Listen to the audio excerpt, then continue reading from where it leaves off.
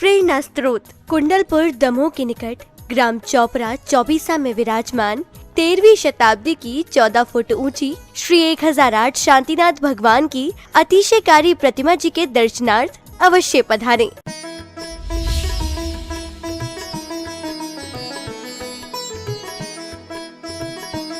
गुरुवर आचार्य श्री की जीवन यात्रा में सन 2018 निकल गया।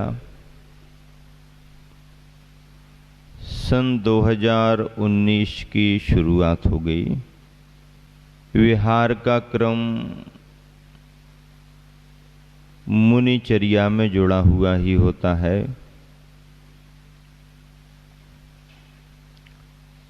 वैसे देखा जाए तो मुनिचर्या में आहार और विहार प्रयोजन को लेकर के ही होते हैं। बिना प्रयोजन के आहार भी नहीं किया जाता है, तो बिना प्रयोजन के विहार भी नहीं किया जाता है। शास्त्रों में आहार ग्रहण करने के 6 कारण बतलाए हैं। इन कारणों की वजह से ही मुनिजन आहार को ग्रहण करते हैं, और आहार छोड़ने के भी शास्त्रों में 6 ही कारण बतलाए हैं कि इन कारणों से मुनिजन आहार का परित्याग कर देते हैं। 6 कारण हैं दोनों के। आहार ग्रहण करने के भी 6 कारण हैं और आहार के परित्याग करने के भी 6 कारण हैं।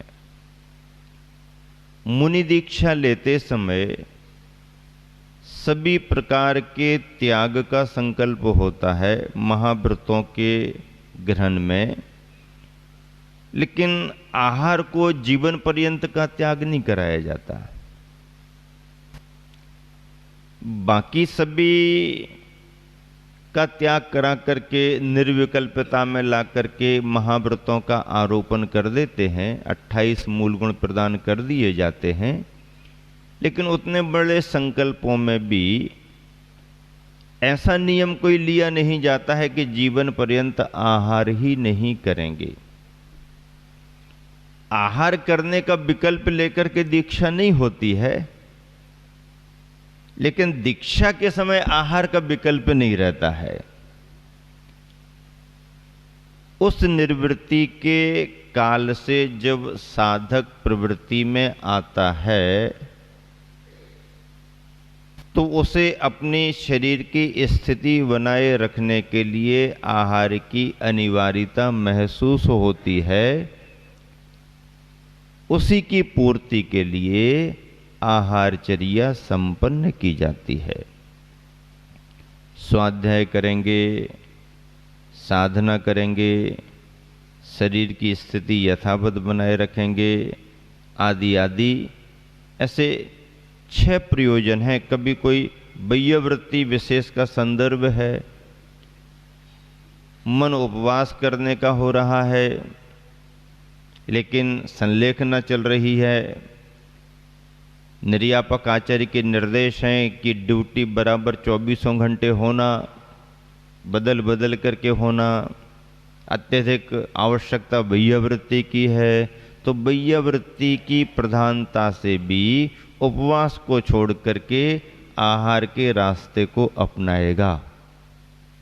लंबे विहार करना है, तीर्थ यात्रा करनी है, आदि आदि प्रयोजनों से आहार ग्रहण की स्थिति बनती है। 6 कारणों से आहार का त्याग भी कराया जाता है। ये सभी कथन शास्त्रोक्त हैं, और इन शास्त्रोक्त कथनों से आहार त्याग करने के कारणों में भी आपके मन में जिज्ञासा आई होगी कि ये बात भी कुछ महाराज जी बता दें। तो आहार त्याग करने के कारणों में भी जैसे कि संलेखना की स्थिति बन रही है, तो आहार त्याग करने के रूप में वो आगे बढ़ेंगे। उपवास आदि के रूप में तप करना है तो आहार का परित्याग करेंगे। और यदि शरीर में मतलब एक तरह से अपन को विशेष शरीर को अभ्यस्त करना है आदि आदि विशेष रूप से इंद्रियों पर विजय प्राप्त करनी है, तो भी आहार पर नियंत्रण, आहार का परित्याग भी अनिवार्य होता है। अशुद्धता के प्रसंग आ जाएं, निर्दोष चर्या नहीं हो रही हो, उपसर्ग की स्थिति सामने आ गई ही हो, तो उस समय सबसे पहले प्रत्याख्यान के रूप में आवागमन और आहार का परित्याग कर दिया जाता है। संक्षेप प्रत्याख्यान भले ही सही, जब तक यह स्थिति नहीं टलेगी, आहार विहार का विकल्प नहीं, 700 मुनियों पर उपसर्ग आ गया, जीवन पर्यंत का त्याग नहीं किया, लेकिन जब तक यह उपसर्ग नहीं टलता है तब तक हमारे आहार विहार का परित्याग। टलेगा तो चर्या में लगेंगे, और नहीं टलेगा, नहीं टल पाएगा तो त्याग में ही हमारी समाधि होगी। ये संकल्प लिए जाते हैं। उपसर्ग टल गया, संग की चर्या होने लगी। नहीं टलता, उसी स्थिति में ही उनकी साधना होती। तो आहार विहार एक उद्देश्य को लेकर के ही मुनिचर्या में सम्मिलित हैं। विहार भी यूं नहीं है कि चलो घूम घाम करके आते हैं। घर गृहस्थी में जैसे लोग कहते हैं, अरे अब बहुत समय हो गया, चलो थोड़ा सा बच्चे भी घूम लेंगे और अपन भी। ऐसा नहीं, यहां जाएंगे वहां जाएंगे, ऐसा करेंगे वैसा करेंगे, ऐसा नहीं।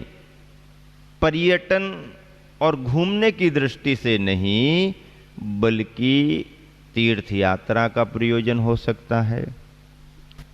किसी नगर में कोई कार्यक्रम संपन्न कराने का प्रयोजन हो सकता है, या ग्राम नगरों में विहार करते करते अपनी चर्या को साधते हुए समाज को धर्म लाभ देने का प्रयोजन हो सकता है। कहीं पर कोई संलेखना का प्रसंग हो, वहाँ जाने का प्रयोजन हो सकता है।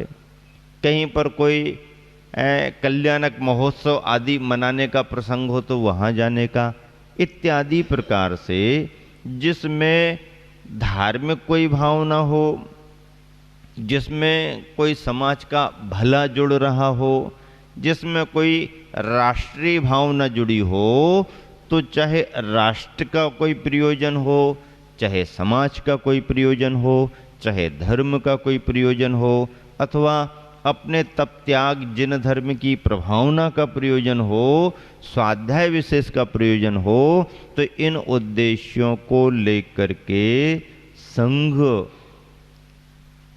विहार करते हैं।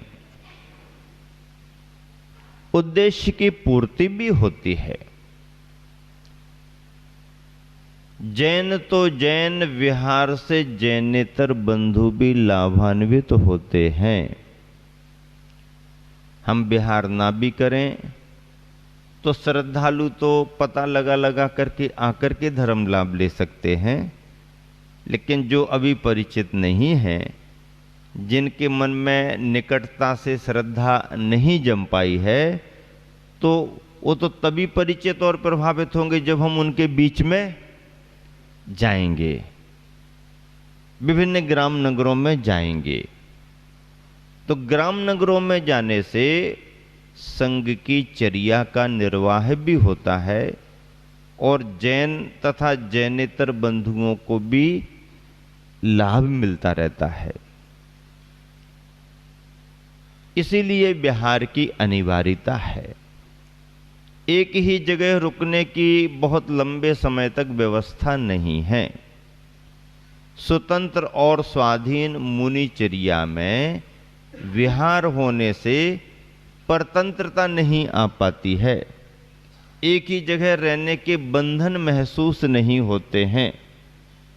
एक ही जगह रहते रहते सुविधाएं असुविधाएं दुविधाओं का कारण बनती जाती हैं। इसलिए बहता पानी निर्मला, आगे आगे बढ़ते जाओ, धर्म लाभ देते जाओ, भले लौट लौट करके आते जाओ, लेकिन अभी तो आगे बढ़ते जाओ। ऐसे ही सिद्धांतों को सुनिश्चित करते हुए वर्षा योग, चातुर्मास और अन्य कोई संकल्प पूर्वक प्रवास के अलावा अन्य समयों में विहार होते रहते हैं। गुरुवर आचार्य श्री ने अपनी जीवन यात्रा में लंबे लंबे विहार किए हैं। आज यदि हम और आप यदि कुछ ऐसा विचार करें कि अभी तक गुरुवर ने पाँव पाँव, गांव गांव कितना विहार कर लिया होगा, तो हम गणित नहीं लगा सकते, हिसाब नहीं लगा सकते कि मुनि दीक्षा लेने के बाद पाँव पाँव चल करके, गांव गांव, शहर शहर जा करके कितने किलोमीटर आचार्य श्री चल चुके होंगे। कोई निकाल पाएगा क्या? कैसे निकालेंगे? कितना निकालेंगे? इतना चल चुके हैं। भले ही बदल बदल करके बार बार ग्राम नगरों में आना जाना प्रदेश विशेष में होता रहा हो, लेकिन भारत के एक बहुत बड़े भूभाग पर उनके चरण पड़ चुके हैं।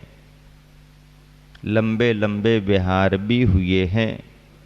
प्रांतों की दृष्टि से विचार करें तो वर्तमान में जिन प्रांतों के नाम हैं, तो उनमें भले पूरे प्रांत में विहार ना किया हो, लेकिन बहुभाग में या थोड़े भाग में तो विहार हुआ ही हुआ है। मध्य प्रदेश से आगे निकल करके बात करें तो उत्तर प्रदेश में भी आचार्य श्री का प्रवास हुआ है, राजस्थान में भी आचार्य श्री का प्रवास हुआ है, गुजरात में भी विहार प्रवास हुए हैं और महाराष्ट्र के भी बहुभाग में या थोड़े भाग में आचार्य श्री का विहार हुआ है। बिहार के साथ में वर्तमान का झारखंड भी है, उसमें भी विहार हुए हैं। कलकत्ता, बंगाल और उड़ीसा में भी विहार हुआ है। छत्तीसगढ़ वर्तमान के, उसमें भी विहार हुआ है। तो विहार तो हुए ही हैं। अब बचे दो तीन ऐसे प्रांत जिन प्रांतों की अब क्या चर्चा करना।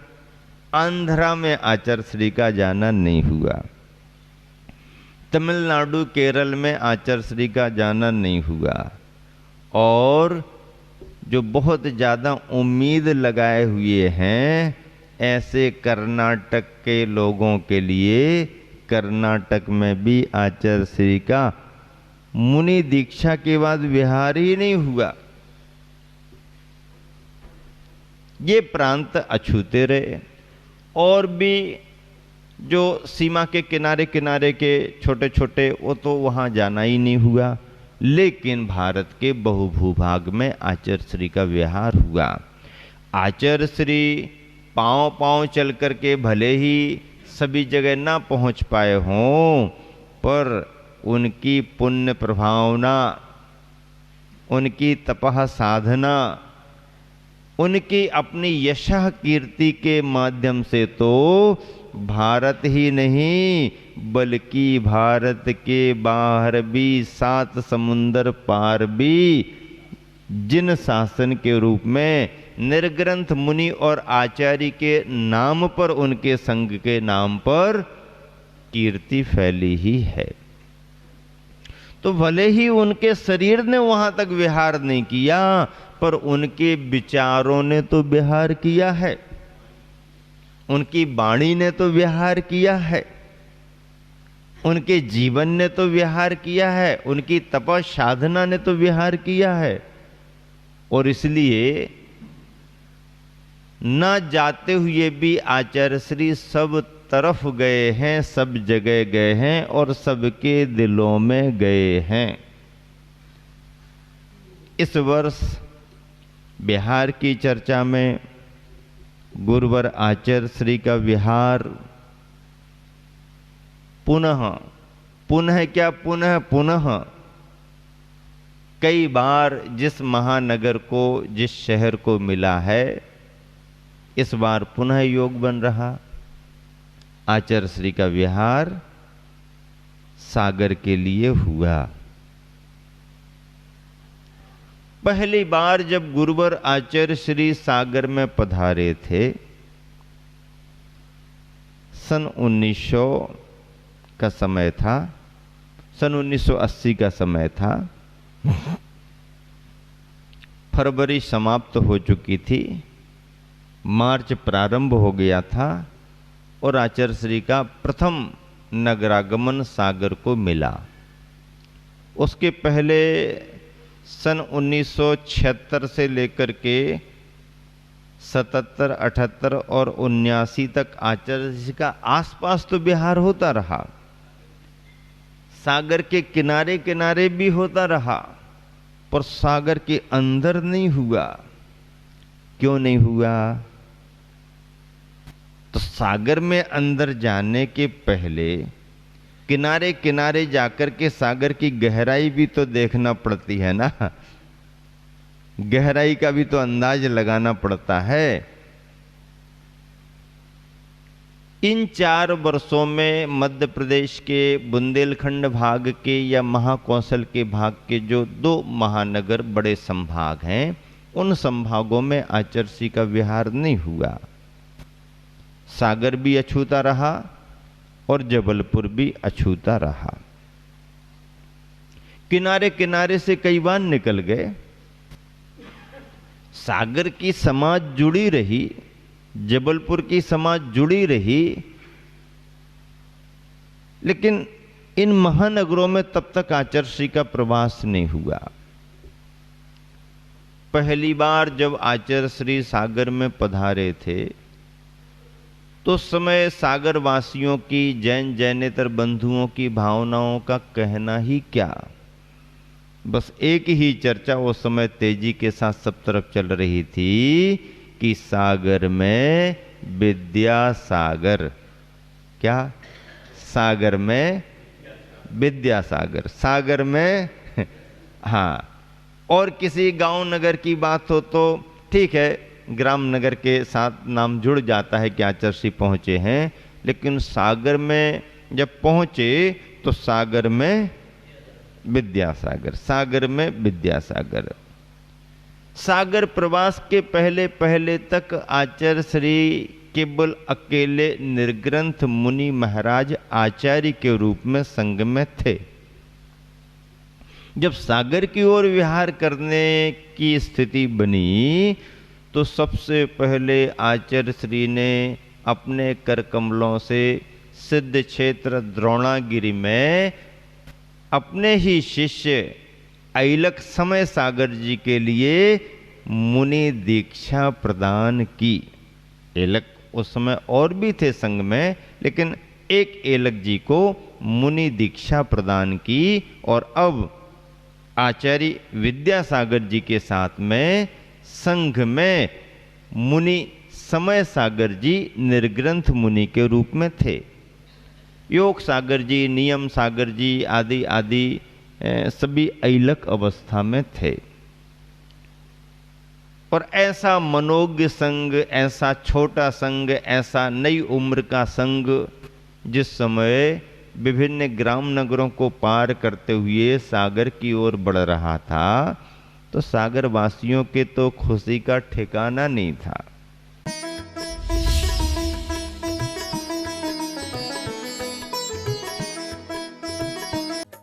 प्रेरणा स्त्रोत कुंडलपुर दमोह के निकट ग्राम चौपरा चौबीसा में विराजमान 13वीं शताब्दी की 14 फुट ऊंची श्री 1008 शांतिनाथ भगवान की अतिशयकारी प्रतिमा जी के दर्शनार्थ अवश्य